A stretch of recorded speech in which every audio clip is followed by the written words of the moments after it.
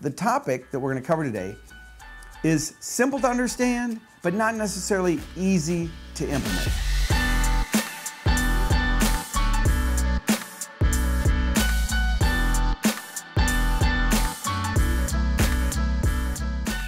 Welcome to Fordify, where we help you fortify your business. Now, each week we pick a random topic from the Fordify button. Let's see what this week's episode's going to be about. Your winning marketing strategy. All right, this is great. Now, you may have noticed in a previous episode, I did a short segment of this live, but let's revisit this topic again because it's so important. Now, the topic that we're going to cover today is simple to understand, but not necessarily easy to implement. There's three parts, and these parts are like digits in a combination lock. When you get these digits in the right order, then the lock opens. Well, when you get these three things in your marketing in the right order, your profits open. So let's unlock that lock right now for you. The three parts are message, which is the reason why.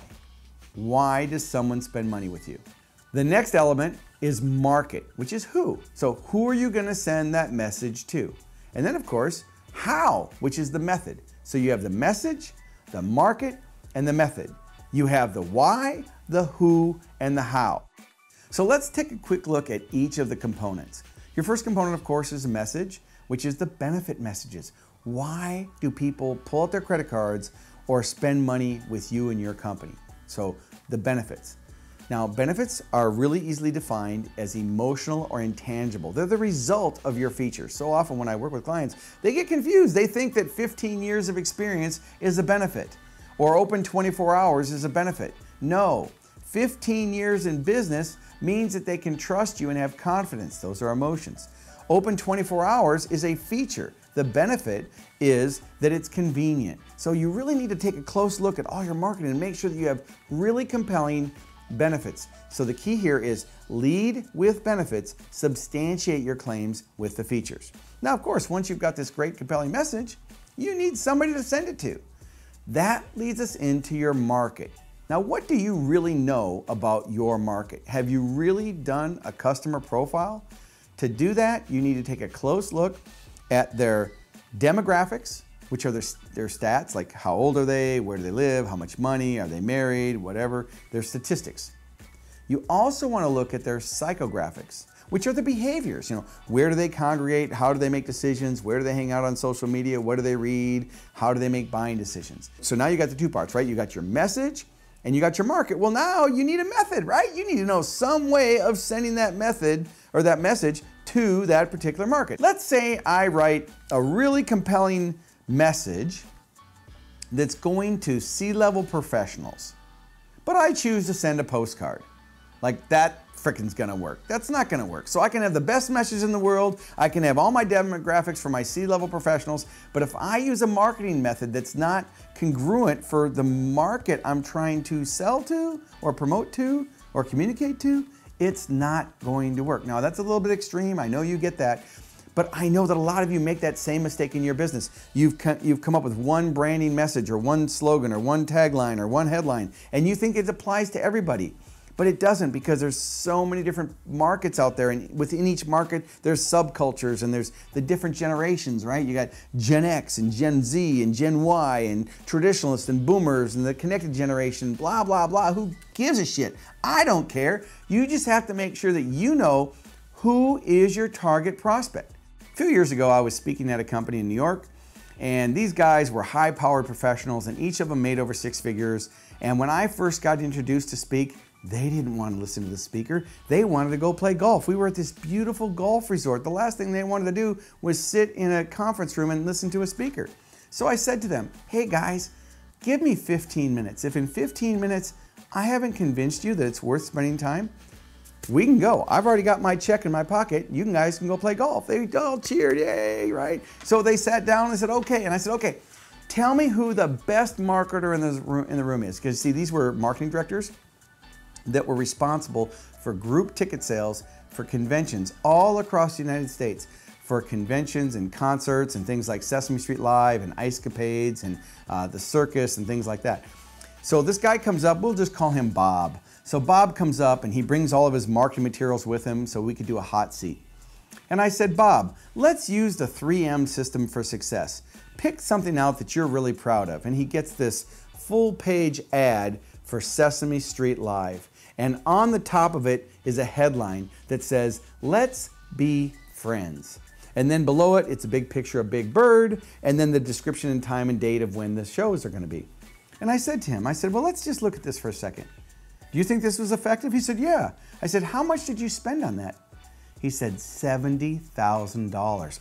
I was shocked. I said, now let me get this straight. You spent $70,000. I asked him these 3 questions. What's the benefit?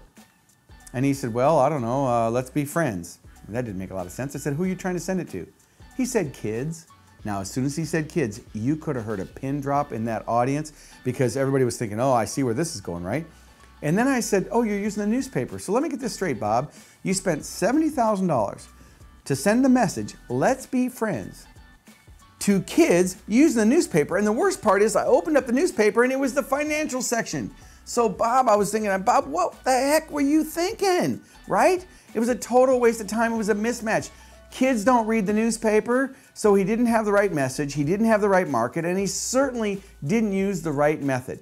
So I said to the group, I said, okay guys, since you're all responsible for this, let's brainstorm real quickly. Why do people bring their kids to Sesame Street Live? And they all said things like quality family time, lifetime memories, it's gonna be great. Okay, fine. Why don't they take their kids? Well, it's gonna be a pain in the butt. They can't get parking. It's gonna cost too much. So now we knew what the message was gonna be and we tweaked the message and we said, all right, if you're gonna have to use the newspaper anyway, and he had frequency he had to pay for, so he had to use the newspaper. So we'll just checkbox that one. So now the only 2 variables that we can change are the message and the market. So we changed the message to be quality family time in 2 hours or less.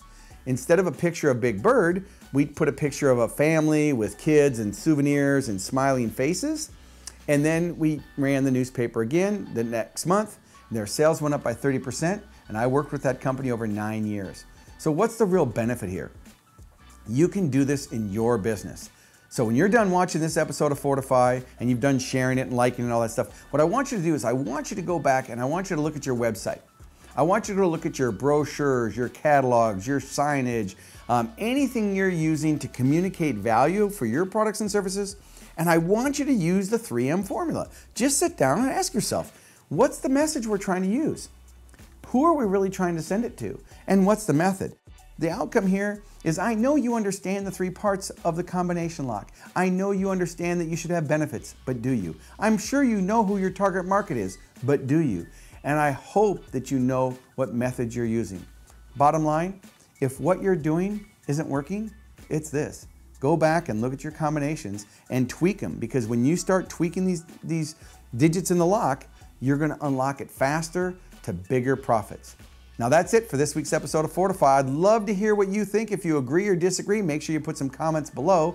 And as usual, make sure you subscribe to be notified when I publish new episodes. I'll see you on the next episode of Fordify, where we help you fortify your business. Sean, I don't know why these people can't do it. I know they can do it. It's simple. They just have to go get their materials and look at them. I don't understand why they make it so complicated. I think they can do it. It's easy. Everybody can do it. Yes, even you can do it. All right, that's it. That's all I got. I'm out of here.